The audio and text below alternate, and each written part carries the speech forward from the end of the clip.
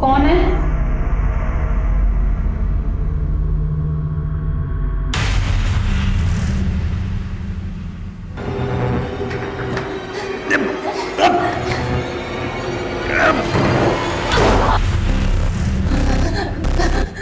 मुझे छोड़, मैं किसी को कुछ नहीं बताऊंगी।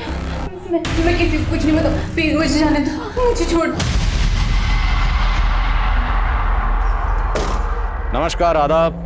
मैं inspector Adil Khan, crime petrol Dastak में आपका स्वागत करता हूँ। जिस औरत का कत्ल हुआ उसका नाम डॉली सिंह था। और डॉली का कत्ल इसलिए हुआ क्योंकि वो मुजरिम का कोई गहरा राज जानती थी, कोई ऐसा राज जो कई निर्मम हत्याओं की वजह बनने वाला था। डॉली ने इस दस्तक को महसूस भी किया था और उसके कत्ल के बाद मुजरिम का ये राज ही रह गया।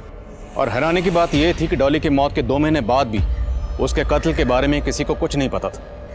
लेकिन डॉली का कत्ल इस केस का आखिरी चैप्टर नहीं था। अब हमारे सामने मुजरिम का एक ऐसा चैप्टर आया जो भयंकर खून खराबे की तरफ इशारा कर रहा था।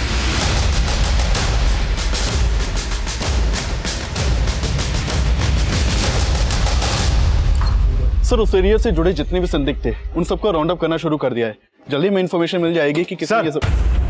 अभी एक कॉल आया मुझे। कॉलर से टिप मिली है कि अधिराज की जीवन शांति संस्था ने एक बहुत बड़े खून खराबे की प्लानिंग की है और हथियार एक घर में छिपाए गए हैं।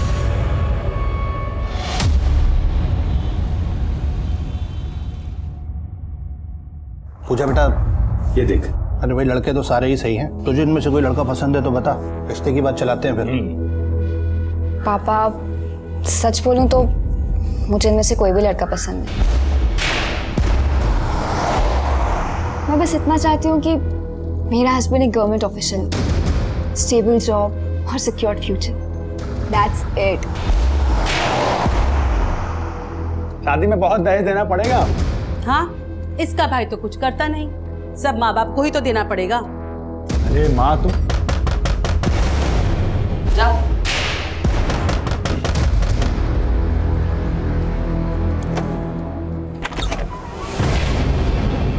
चेक करो सब्जेक्ट। सर, क्या हुआ? सर्च वारंट है हमारे पास। सर बताइए तो हुआ क्या है? Search warrant? Sir, search warrant? Sir लेकिन बताएंगे कि हुआ क्या? अरे अरे अरे अरे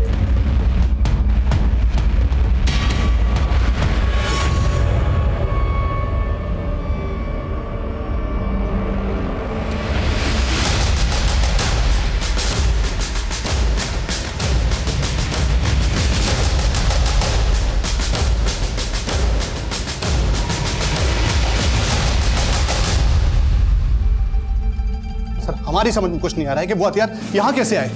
सर, हमें लगता है हमें कोई फंसाने की कोशिश कर रहा है। कोई दलील नहीं चलने वाली। तुम लोग इस अधिराज के लिए काम करते हो ना? अधिराज नहीं, स्वामी अधिराज कहिए। उनका इसमें कुछ भी लेना देना नहीं है। वो गुरु है हमारे। गुरु की शिष्य के घर में बंदूकें क्या कर रही हैं? बंदूकें घर में नहीं, घर के पीछे मिली है। कोई भी आके छुपा सकता है। ये हमारे गुरुजी और हमारे परिवार को बदनाम करने की चाल है किसी की। शहर की सुरक्षा का मामला, ऐसे नहीं जाने दे सकते। देखें अरे कहाँ? सर, हम लोगों ने कुछ नहीं किया। बराबर उनको। अरे ये कहाँ?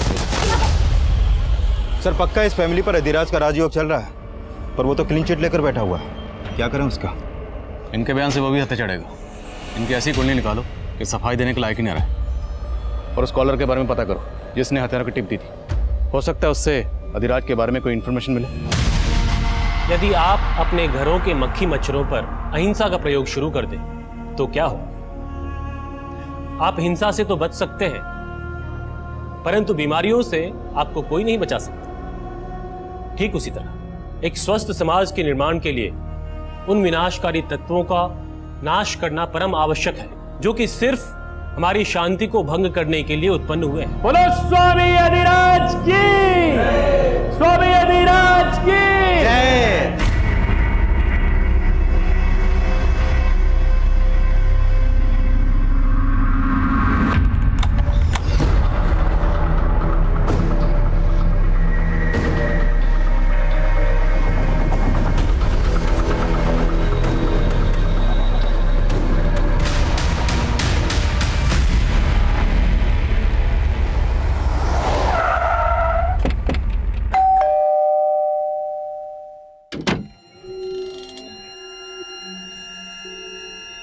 हमें रमेश शुक्ला से मिलना। जी सर बोलिए, मैं रमेश शुक्ला हूँ। रमेश जी, आपने जो फ़ोन करके हमें इन्फॉर्मेशन दी उसके लिए thank you very much. 1 minute sir, मैंने आपको कॉल किया? हाँ, आपने तो कॉल किया था मुझे। अच्छा बताइए कि आपको अधिराज की फॉलोअर फैमिली के घर में पिस्तौल्स होने की इन्फॉर्मेशन कहाँ से मिली थी? सर ये क्या बोल रहे हैं आप लोग, मेरी समझ में कुछ नहीं आ रहा है, और मैंने आपको कोई कॉल नहीं किया था। लेकिन मुझे जिस नंबर से कॉल आया वो आपके ही नाम पर इसी एड्रेस पर रजिस्टर्ड है। ये देखिए। सर ये एड्रेस तो मेरा है सर, लेकिन ये नंबर तो मेरा है ही नहीं। लेकिन रमेश जी, 15 दिन पहले ये नंबर आप ही के डॉक्यूमेंट से खरीदा गया। आप इस्तेमाल नहीं कर रहे तो कौन कर सकता है?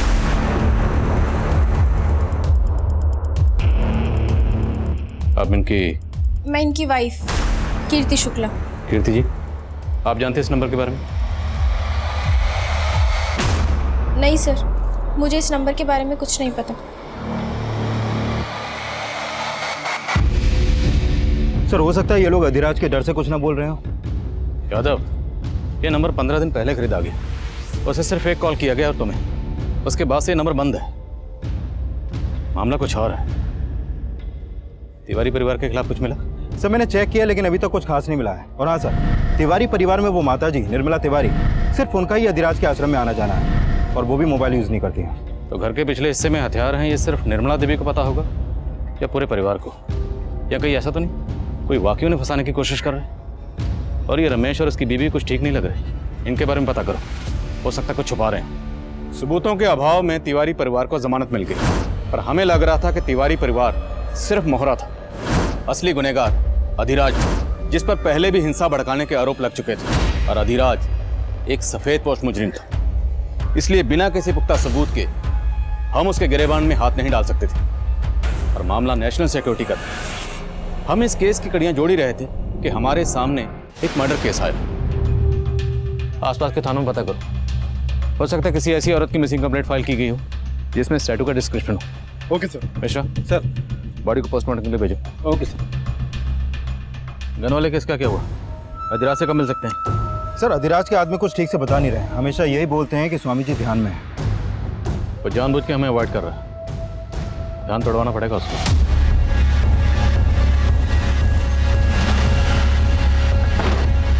कहिए। अधिराज से मिलना। स्वामी जी भोजन ग्रह कर रहे हैं, अभी किसी से मिल सकते हैं? अरे मैंने आपसे कहा स्वामी जी भोजन ग्रह कर रहे हैं। अरे मैंने आपको कहा स्वामी जी भोजन ग्रह कर रहे हैं। देखिए, आने दो।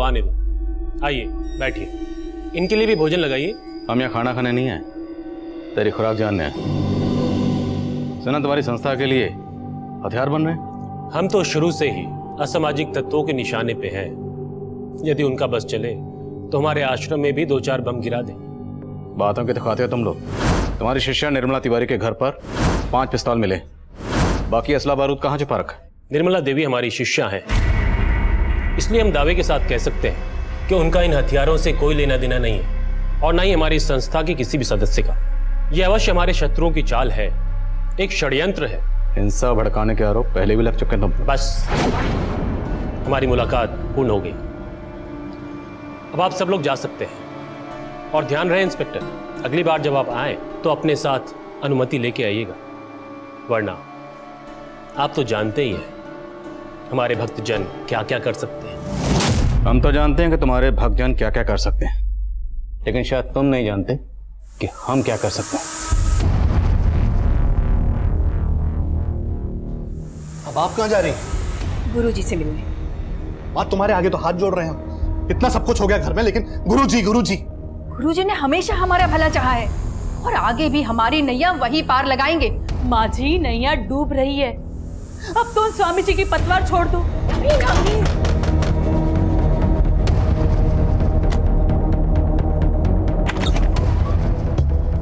पुलकित जोशी, इंटेलिजेंस डिपार्टमेंट से। इंटेलिजेंस? देखिए, मैं जानता हूं कि स्वामी अधिराज की वजह से आप लोग पुलिस के रडार पे हैं, लेकिन अगर आप लोग हमारे साथ थोड़ा कोऑपरेट करेंगे तो मैं आपको इस मुसीबत से बचा सकता हूं।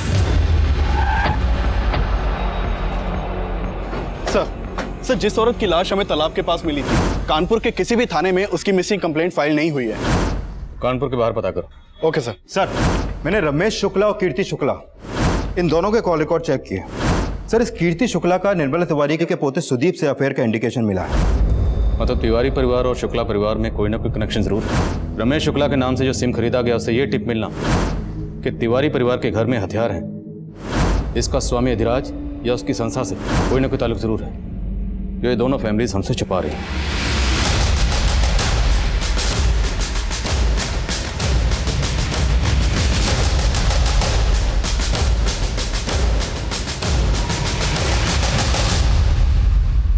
अगर आप लोग बोलेंगे कि आप लोगों में से किसी को भी उन पिस्टल्स के बारे में कोई जानकारी नहीं,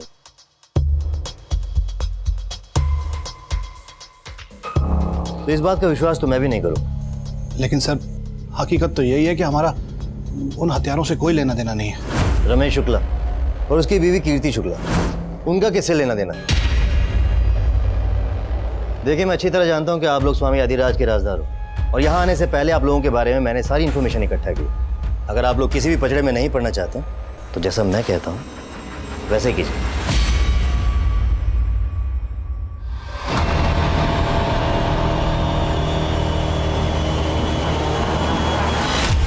हाँ, मैं सुप्रिया का ब्रेन वॉश करने की कोशिश कर रही हूँ, पर फिलहाल सिचुएशन ऐसी है कि हमें सब्र करना ही होगा। हाँ, लेकिन मैं इतनी जल्दी उससे कैसे बात कर लूं? एक मिनट, दरवाजे पर कोई है, मैं बाद में बात करती हूँ।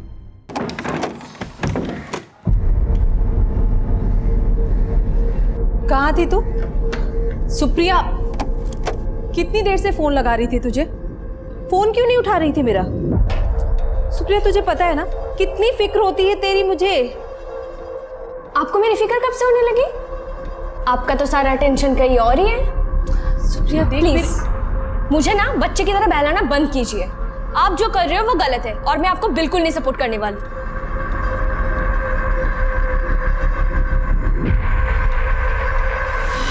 सर देखिए, कोई गलतफहमी हुई है आपको।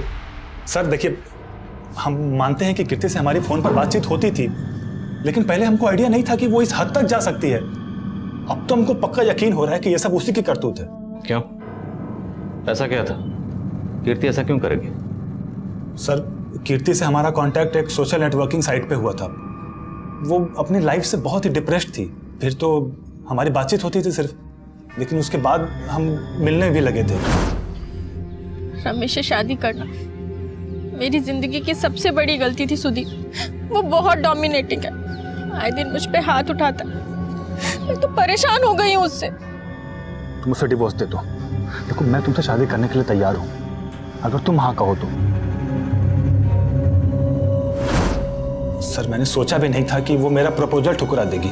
उसका तो इंटेंशन सिर्फ फिजिकल रिलेशन बनाने में था, इसीलिए मैं उसको अवॉइड करना शुरू कर दिया।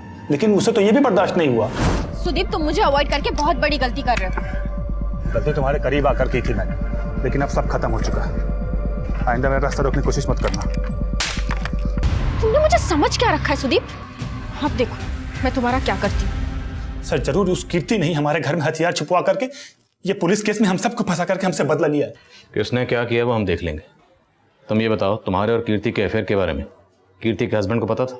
नहीं सर, मुझे कोई आइडिया नहीं है कि कीर्ति का किसी के साथ अफेयर था। तुम्हें तो ये भी आइडिया नहीं कि तुमने अपने ही नंबर से फ़ोन करके मुझे टिप दी थी। सुदीप और उसकी फैमिली को फंसाकर अपना बदला लेना चाहते थे। सर, मैं आपको पहले भी बोल चुका हूँ कि मैं उस नंबर के बारे में कुछ नहीं जानता। और वो हथियार जो सुदीप के घर में छिपाए गए, उसके बारे में भी कुछ नहीं मालूम? नहीं सर, मेरा इन सब से कोई लेना देना नहीं है। तो फिर किसका लेना देना है? तुम्हारी बीवी का? नहीं सर, मुझे उस नंबर के बारे में कुछ नहीं पता। तुम्हारे पति के डॉक्यूमेंट्स तुम्हारे अलावा और किसके हाथ लग सकते हैं? अब या तो तुम कुछ छुपा रही हो या तुम्हारा पति। तुम्हारा पति जानता है ना तुम्हारे और सुदीप के अफेयर के बारे में? नहीं सर, रमेश को कुछ नहीं पता। और रही बात सुदीप की, तो वो भी कोई दूध का धुला नहीं है। वो मुझसे शादी सिर्फ इसलिए करना चाहता था क्योंकि उसकी पूरी नज़र मेरी जायदाद पर थी। वो मुझसे शादी करके अपनी बहन के लिए दहेज का बंदोबस्त कर रहा था। सर, ये रमेश भी अपनी बीवी के लवर से बदला लेने के लिए उसको फंसवा सकता है। और ये भी हो सकता है कि कीर्ति वाकई में सुदीप के लिए ऑब्सेस्ड हो, पर सुदीप ने उसे घास नहीं डाली, इसलिए उसने बदला लेने के लिए सोचा। हो सकता है सुदीप ऑब्सेस्ड हो, कीर्ति ने उसकी इंटेंशन भाप ली हो, और ये सुदीप कीर्ति को धमका रहा हो। स्वामी अधिराज की संस्था से हथियार जुटाना उसके लिए मुश्किल नहीं है। लेकिन सर अगर ऐसा है तो रमेश इस बात से इनकार क्यों करेगा कि उसकी आईडी से लिए गए नंबर से उसने फोन करके कोई टिप्पणी दी? तो मतलब कोई चौथा है जिसका गेम इन दोनों फैमिलीज को फंसाना है।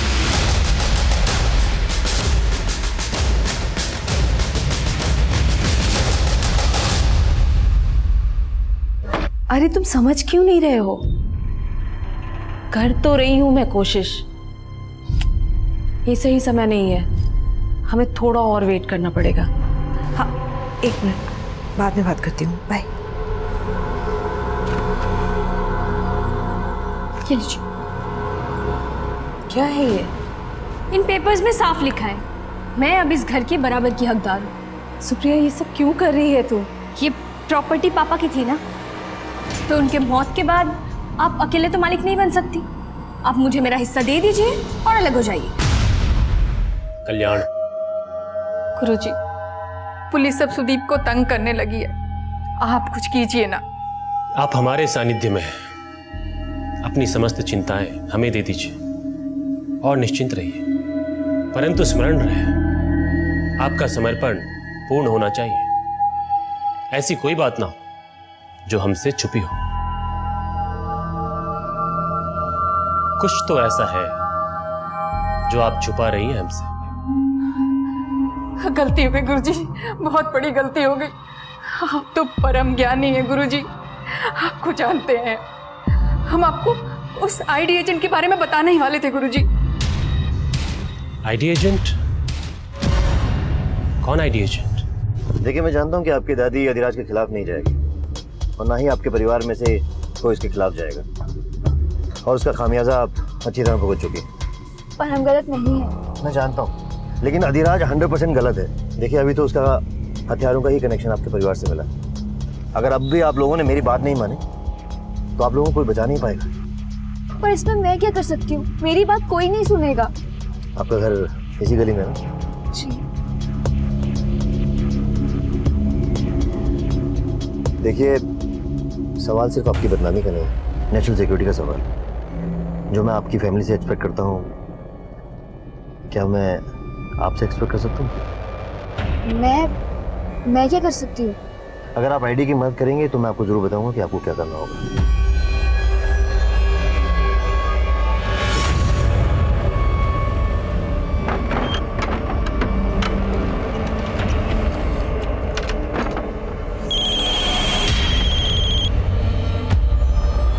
हेलो?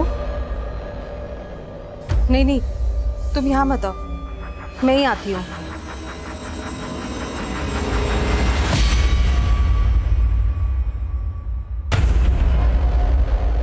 सर, इस औरत की पोस्टमार्टम रिपोर्ट के मुताबिक इसकी उम्र 25 से 28 साल के बीच की होगी। लेकिन सर, कानपुर और उसके आसपास के एरिया में इस उम्र की औरत की कोई भी मिसिंग कंप्लेंट दर्ज नहीं हुई है। पर मौत की वजह है सफोकेशन।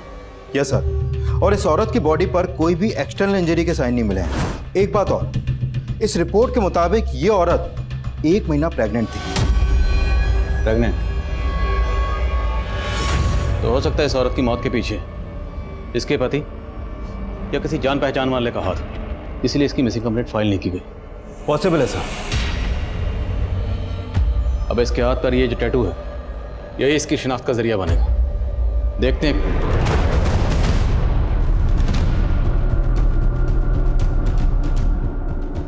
आई थिंक ये टैटू मैंने कहीं और भी देखा है।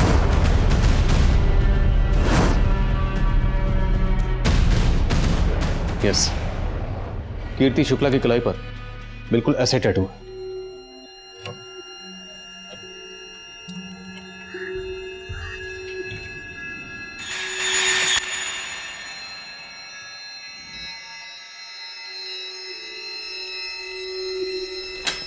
रमेश, क्या ये सब? रमेश, मैं तुम्हें बताने ही वाली थी। क्या बताने वाली थी? बेवकूफ समझ कर रखा है तुमने मुझे? आखिर दिखा दी तुमने अपनी जात। पहले खुद आईना देखो, तुम्हारी जात क्या है मालूम है मुझे। पता नहीं रोज कितनी लड़कियों के साथ जाकर सोते हो। रमेश, हाथ उठाना मुझे भी आता है। आज गलती कर दी, आइंदा मत करना।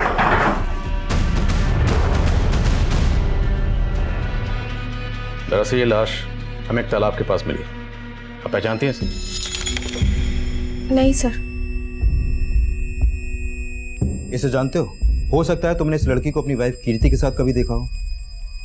नहीं सर, मैंने इसे कभी नहीं देखा। पर आप ये सब मुझसे क्यों पूछ रहे हैं? क्योंकि इस औरत की कलाई पर बिल्कुल वैसे ही टैटू है जैसा आपकी कलाई पर। हाथ दिखाई। ये देखिए, फर्क सिर्फ इतना है कि इस औरत के हाथ में जो टैटू है उसमें ए लिखा है और आपके के। ये टैटू आपने कहाँ से बनवाया? याद नहीं है, बहुत टाइम हो गया है। याद नहीं मतलब? ये टैटू आपने कहाँ से बनवाया, आपको याद नहीं? हाँ सर, याद आया, गुलमोहर मार्केट से। गुलमोहर मार्केट में कहाँ से?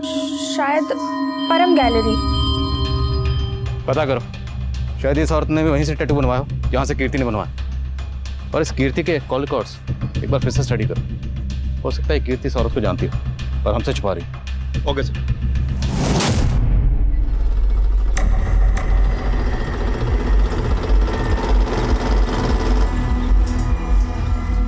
मुझे लगा नहीं था कि तुम आओगे, पर तुम तो देश की सुरक्षा को लेकर वाकई कंसर्न हो। देखिए, मुझे आपके इस मिशन में कोई इंटरेस्ट नहीं है। मैं आपसे सिर्फ इसलिए मिल रही हूँ क्योंकि मुझे अपनी फैमिली को इस सबसे बचाना है। लेट्स सी हमें कितनी सक्सेस मिलते। पर मुझे करना क्या होगा?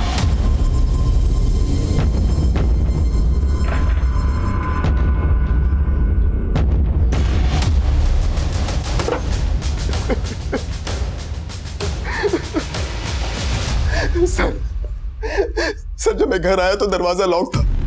मुझे लगा कि कीर्ति कहीं बाहर गई होगी। तब मैंने अपनी चाबी से दरवाजा खोला तो देखा कि कीर्ति अंदर।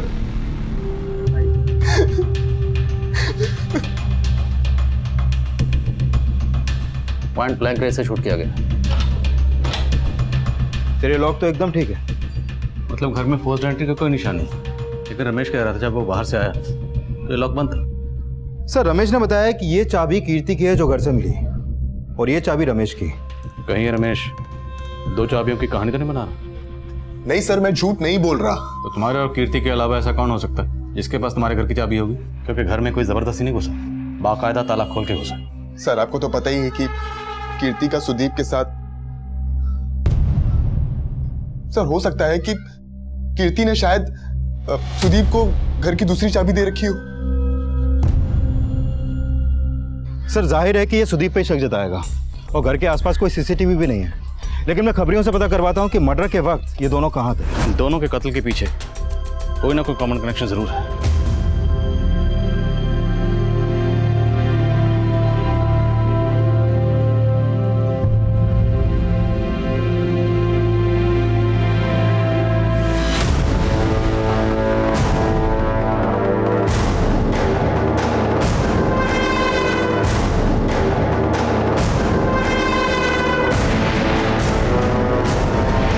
सर, मैंने 200 से ज्यादा फैमिलीज की लिस्ट बनाई है जो स्वामी अधिराज को काफी मानती है। सब पर नजर रखो, किसी पर भी जरा सा शक हो तो उठा लो। Okay sir. सर, कीर्ति की बॉडी में जो बुलेट मिली थी उसकी बैलिस्टिक रिपोर्ट आ गई है। जिस पिस्तौल से कीर्ति को मारा गया वो उसी तरह की पिस्तौल थी जो तिवारी परिवार के घर से मिली। हमें क्या लेना देना उस औरत से? अरे ऐसी औरत का तो मर जाना ही अच्छा था। हाँ, लेकिन अब कीर्ति की मौत के बाद पुलिस फिर से हमारा जीना आराम कर देगी, उसका क्या? हमारा जीना क्यों हराम करेगी? आखिर हमने क्या किया है? हेलो, तुम्हारे भाई को पुलिस ने अरेस्ट कर लिया ना, लेकिन तुम तो कह रही थी कि तुम्हारी पूरी फैमिली इनोसेंट है। ये आप क्या कह रहे हैं सर? मेरा भाई घर पे ही है, अरेस्ट नहीं हुआ है।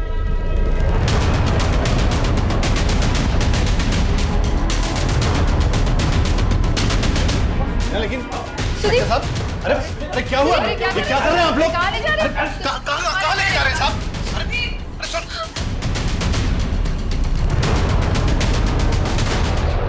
सर देखिए, कोई गलत फहमी हुई है सर। हम शरीफ लोग हैं सर। आप बिना वजह उठा के लाए सर। देखिए, कीर्ति की मौत उसी तरह की पिस्तौल से हुई जो तुम्हारे घर से बरामद हुई। उसको तुमने नहीं मारा तो किसने मारा? सर मुझे क्या पता होगा उसको किसने मारा है। आप लोग मुझे इस तरह से परेशान नहीं कर सकते। तेरी परेशानियां और बढ़ेंगी अगर सच नहीं बोलेगा। बोलो, वो बंदूकें तुझे स्वामी के लोगों ने दी थी? सर, हम आपको पहले ही बता चुके हैं कि उन बंदूकों से मैं क्या, मेरा पूरा परिवार अनजान था सर। गुरुजी, हमारे पोते सुदीप को बचा लीजिए गुरुजी। हम तो कुछ भी कर सकते हैं।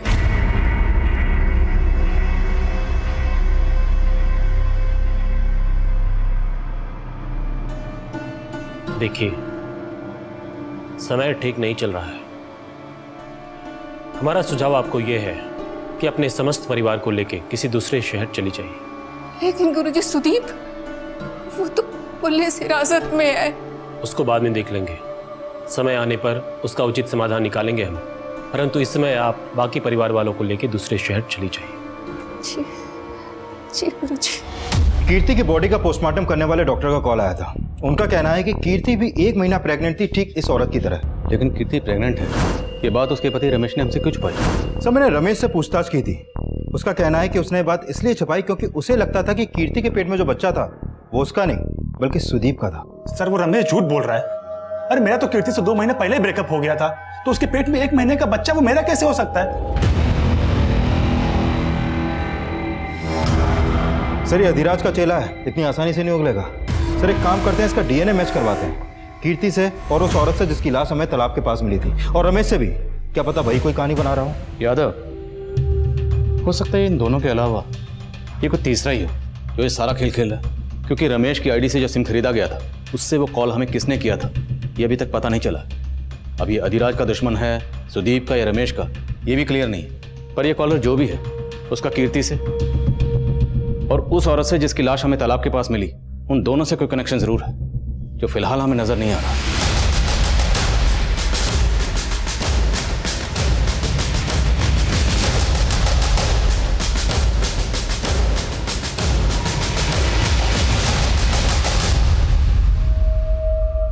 संभाल के लेके जाना और ऐसी जगह छुपाना कि किसी को भनक न लगे। पुलिस ने मुस्तैदी बढ़ा दी है। अधिराज के फॉलोअर्स में से हमने इसे 0 डाउन किया है। इसी ने तुम्हारे घर पे हथियार रखवाए थे। ये तो गौतम जी है, अधिराज जी के महंत। आश्रम के अलावा इसके किसी और ठिकाने का पता है तुम्हें? सर, हमने अधिराज के लोगों में से इस गौतम को 0 डाउन किया है। सर, खबरियों से पता चला है कि मेरठ से खरीदे गए हथियारों की डील के वक्त ये गौतम भी वहां मौजूद था। सर, इस गौतम का आश्रम के अलावा एक और ठिकाने का पता चला है। उठाओ इस गौतम। Okay sir.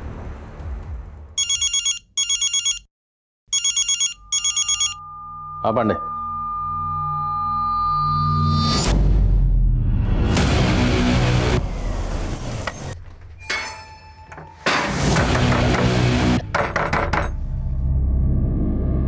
आसपास देखो, लगता है घर में नहीं है, शायद किसी ने देखा हो।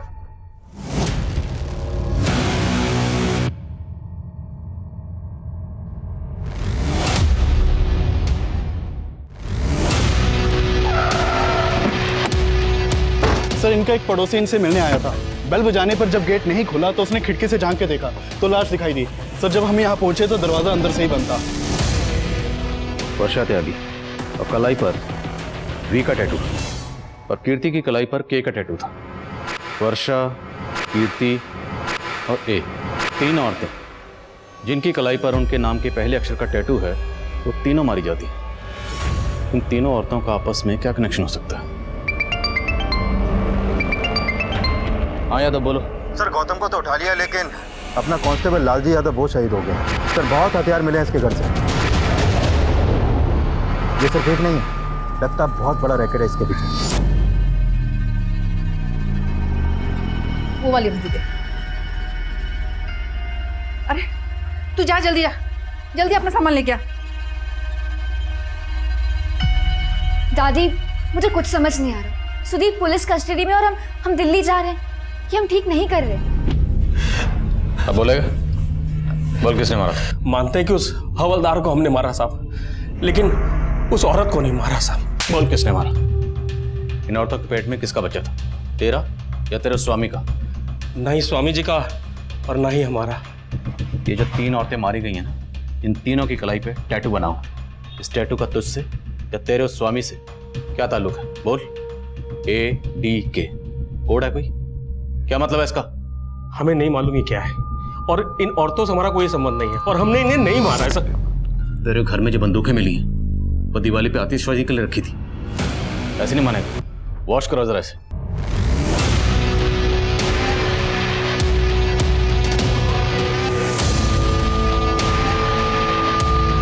सर, गौतम बहुत मोटी चमड़ी का है, बहुत तोड़ा फिर भी कुछ नहीं उगल रहा है। सर, एक काम करें, इसके स्वामी अधिराज को उठाएं। नहीं यादव, इस अधिराज को बिना पुख्ता सबूत के उठाना ठीक नहीं होगा। इसके फौरन हंगामा करेंगे। सही वक्त का इंतजार। सर वर्षा के घर पे जो मोबाइल मिला था उसे ऑन किया। वर्षा के नंबर से आखिरी कॉल विक्रांत नाम के आदमी को किया गया था। सर इस वर्षा और विक्रांत के बीच में काफी लंबी बातें होती थी, लेकिन अभी विक्रांत का नंबर बंद है। वर्षा की बेटी? सर वर्षा की बेटी सुप्रिया का नंबर भी फोन में सेव था।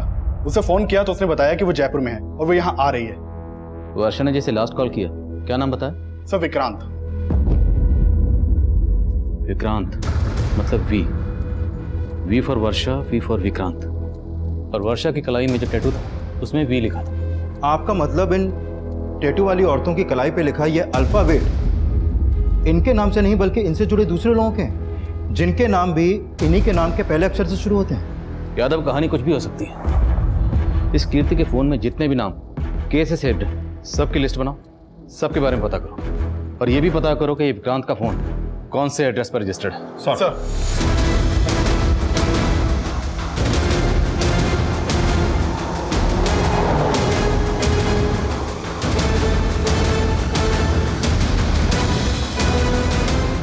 Hello, Kanpur airport.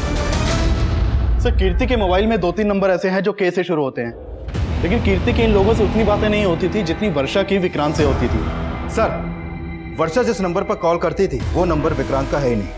दरअसल वो नंबर इस डॉली सिंह के नाम पर सुभाष नगर के एड्रेस पर रजिस्टर्ड है। सर ये photo mobile network service provider से मिला है। अगर वो नंबर डॉली का था तो वर्षा ने डॉली का नंबर विक्रांत के नाम से क्यों सेव कर रखा? सर पता चला है कि कानपुर से दिल्ली जाने वाली एक फ्लाइट में बॉम्ब है और निर्मला तिवारी और उसका परिवार उसी फ्लाइट से दिल्ली जाने वाला है। इस खबर ने पूरे शहर में रेड अलर्ट कर दिया। हमने तुरंत एयरपोर्ट पुलिस को इन्फॉर्म किया कि जिस फ्लाइट में बॉम्ब होने की खबर है उसमें हमारी सस्पेक्ट तिवारी फैमिली ट्रैवल कर रही है। एयरपोर्ट पुलिस ने तिवारी फैमिली से पूछताछ की, लेकिन उनके लगेज में कुछ भी सस्पिशियस नहीं मिला और ना ही फ्लाइट में बॉम्ब था। फ्लाइट कैंसिल हो गई और तिवारी परिवार को रिलीज कर दिया गया। लेकिन हम अभी ये जानना चाह रहे थे कि तिवारी परिवार ने अचानक दिल्ली जाने का प्लान क्यों बनाया? क्या गौतम जी को आपने हथियारों के साथ पकड़ा? हथियार तो आपके यहाँ से भी मिले थे, फिर हैरान होने का इतना नाटक क्यों कर रही हैं? नाटक नहीं कर रहे थे साहब। गौतम जी को हम गुरुजी की तरह ही मानते थे और हमको कुछ नहीं पता है। जरूर कोई गलतफहमी है साहब। और सुदीप भी बेकसूर है, उसको छोड़ दीजिए। तो सुदीप के अंदर होते ही दिल्ली क्यों भाग रहे थे? भाग नहीं रहे थे साहब, वो तो गुरुजी ने कहा था इसीलिए जा रहे थे। पूजा ने कहा था मत जाओ, लेकिन पूजा का सर वो एयरपोर्ट में पूछताछ हुई थी ना हम लोगों से, वो पहले फ्री हो गई तो पहले निकल गई थी, पर अभी तक घर नहीं आई सर। घर नहीं? मत। हाँ यादव बोलो। सर सुभाष नगर थाने से पता चला है कि डॉली सिंह की मौत तो 2 महीने पहले ही हो चुकी है। सर 2 महीने पहले डॉली की लाश उसके घर के बाथटब में ही मिली थी और इसकी कलाई पर भी सेम इसी पैटर्न का टैटू था। डॉली सिंह और कलाई पे डी का टैटू। इसकी जिंदगी में डी वाला कोई है? इसका पति दीपक। और सर डॉली के इस केस को सुभाष नगर पुलिस मर्डर मान के इन्वेस्टिगेट कर रही थी और डॉली के पति ने ही डॉली की मौत की खबर पुलिस को दी थी। और सर डॉली के पति का कहना था कि डॉली को बाथटब में बैठकर शराब पीने की आदत थी, फिर इसकी बॉडी में अल्कोहल भी पाया गया था, इसलिए इस केस को एक्सीडेंटल मानकर बंद कर दिया गया। इस डॉली का पति दीपक वो इस वक्त कहाँ? सर वो डॉली के मौत के बाद ही डॉली का फ्लैट बेचकर कहीं चला गया। तो हो सकता है ये डॉली का दीपक जो है वही वर्षा का विक्रांत बनकर वर्षा से बात कर रहा हूँ डॉली के नंबर से। इस दीपक की फोटो है? हाँ सर, नेक्स्ट पेज पर ही है।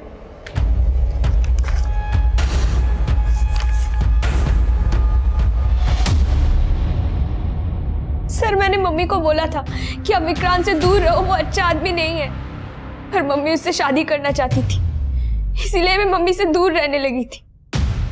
कि यही है विक्रांत? हाँ सर, यही वो आदमी है जिसकी वजह से मेरी मम्मी ने सुसाइड किया है। डॉली का दीपक ही वर्षा का विक्रांत है, तो क्या कीर्ति का के और इस औरत का ए भी है? सर ये आदमी इस औरत का ए है कि नहीं ये कह पाना मुश्किल है अभी, क्योंकि अभी तक इस औरत की कोई पहचान नहीं हो पाई है। लेकिन सुदीप कीर्ति से सोशल मीडिया से टच में आया था, तो हो सकता है कि ये आदमी भी कीर्ति से सोशल मीडिया के थ्रू मिला हो। सुदीप कीर्ति को भी अच्छी तरह से जानता था, तो हो सकता है सुदीप इस आदमी को भी पहचानता। सर ये तो इंटेलिजेंस डिपार्टमेंट का एजेंट पुलकित जोशी, इंटेलिजेंस डिपार्टमेंट से। इसने हम लोगों को अपना मुखबिर बनने का ऑफर दिया था। क्या हुआ? क्या ढूंढ रही? वो मेरा फोन नहीं मिल रहा है, शायद आपकी गाड़ी में रह गया होगा। हो, एक्चुअली कार तो मैंने सर्विसिंग के लिए भेज दी, पर यू डोंट वरी, जैसी कार आएगी तुम्हारा फोन भी मिल जाएगा। ये आपके हाथ में टैटू मशीन है ना? एक्चुअली टैटू बनाना मेरी हॉबी है। क्या मैं तुम्हारे हाथ पे टैटू बना सकता हूँ? सर, पूजा अभी तक घर नहीं पहुंची और उसका फोन भी बंद आ रहा है। मतलब ये पुलकित अब पूजा का पी बन के है। उसका अगला टारगेट पूजा है। यादव, पूजा की लोकेशन ट्रैक करो, पता करो कि उसका फोन कहाँ स्विच ऑफ हुआ। हमें पूजा को बचाना है। Okay sir. अच्छा है ना पी?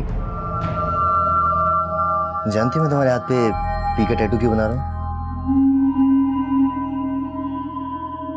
क्योंकि तुम्हारा नाम भी पी से है और मेरा नाम भी पी से है। ठीक है, कुछ भी पता चले तुरंत फोन करो। सर, पूजा का फोन अभी लक्ष्मी नगर में बंद हुआ है और जिस नंबर पे उसने लास्ट कॉल की थी वो भी अभी लक्ष्मी नगर में एक्टिव है। सर, वो नंबर अदिति बिष्ट के नाम पे रजिस्टर्ड है और ये वही औरत है जिसकी लाश हमें तालाब के पास मिली थी।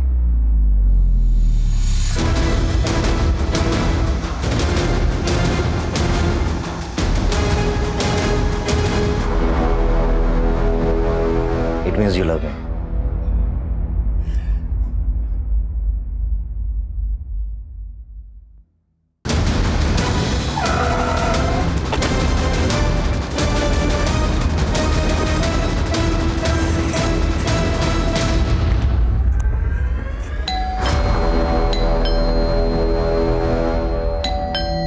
एक सेकंड।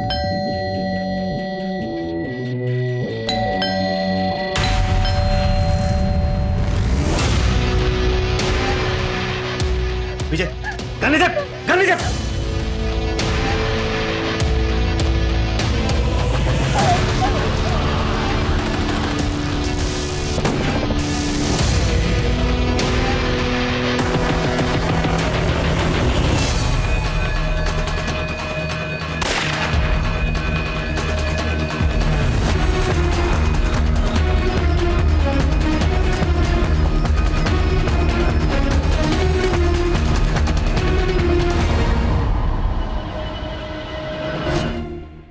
डॉली, अदिति, कीर्ति, वर्षा और अब पूजा। और कितनी लड़कियों की जिंदगी बर्बाद की तूने? 4 और, लेकिन मैं मारा नहीं था, मैंने छोड़ दिया था। और डॉली को उनके बारे में पता चल गया था। वो मुझे अंदर करवाना चाहती थी, इसलिए मैंने उसे ऊपर पहुंचा दिया। फिर डॉली के घर पे कब्जा करके उसे बेच दिया। अदिति को भी इसी मकसद से मारा? अदिति का तो अमन था, बहुत प्यार करती थी मुझसे, उसे मारना नहीं चाहता था, लेकिन वो बेवकूफ हमारे प्यार की निशानी चाहती थी। बच्चा, एंड आई हेट किड्स। और वर्षा से मैं उसका घर हासिल करना चाहता था, लेकिन वो अपनी बेटी के कारण शादी के लिए रेडी नहीं हो रही थी। और जब मुझे पता चला कि उसने अपना घर अपनी बेटी के नाम कर दिया तो छोड़ दिया मैंने उसे, मारा नहीं। और उसकी मौत का जिम्मेदार तू ही है। तेरी वजह से डिप्रेशन में गई और उसने सुसाइड कर लिया। कीर्ति की जिंदगी में कैसे दाखिल हुआ? उससे मैंने सोशल मीडिया पे दोस्ती की, कमल बन के, और वो मेरे प्यार में से एंटी हो गई। और उसने मुझे सुदीप के बारे में सब कुछ बता दिया और पूजा के बारे में भी, जिसकी शादी की दहेज के लिए सुदीप कीर्ति को फंसा रहा था। और फिर मैंने पूजा का मैट्रिमोनियल प्रोफाइल देखा। उसे देखती तो मैं उसके प्यार में पागल हो गया। पूजा की विश थी कि वो किसी गवर्नमेंट ऑफिशियल से शादी करे, और पता चला कि उसकी दादी अधिराज की परम भक्त है। फिर मैंने एक प्लान बनाया पूजा की जिंदगी में दाखिल होने का। कीर्ति के घर से रमेश के कुछ डॉक्यूमेंट चोरी किए और एक नया नंबर लिया, और पूजा के घर में वो हथियार छुपा दिए। अधिराज आप लोगों के रडार पे पहले से ही था, इसलिए मैंने आप लोगों को जानबूझकर उसकी टिप दी। हेलो पुलिस स्टेशन, मैं आपको कुछ हथियारों के बारे में बताना चाहता हूँ। और पूजा का परिवार फंस गया, और मौका मिलते ही मैं उनके परिवार से इंटेलिजेंस डिपार्टमेंट का एजेंट बन के मिला। पुलकित जोशी, इंटेलिजेंस डिपार्टमेंट से। मेरा मकसद सिर्फ पूजा को इम्प्रेस करना था, लेकिन इसी बीच आपने कीर्ति को अदिति की फोटो दिखा दी और उसे मुझ पर शक हो गया। मुझे उसे मारना पड़ा। फ्लाइट में बम होने की खबर तूने दी थी ना? हाँ, तो क्या गलत किया मैंने? वो मुझे छोड़ के अपने परिवार के साथ दिल्ली जा रही थी। कानपुर एयरपोर्ट, कानपुर से दिल्ली जाने वाली फ्लाइट ARD 457 में बम। अब पूजा का अंजाम भी वही होता जो बाकियों का हुआ। ये तो किस्मत अच्छी थी उसकी, बच गई। अब सलाखों के पीछे जाएगा ना तो जिंदगी के लिए तरसेगा और एंड में तुझे मिलेगी फांसी।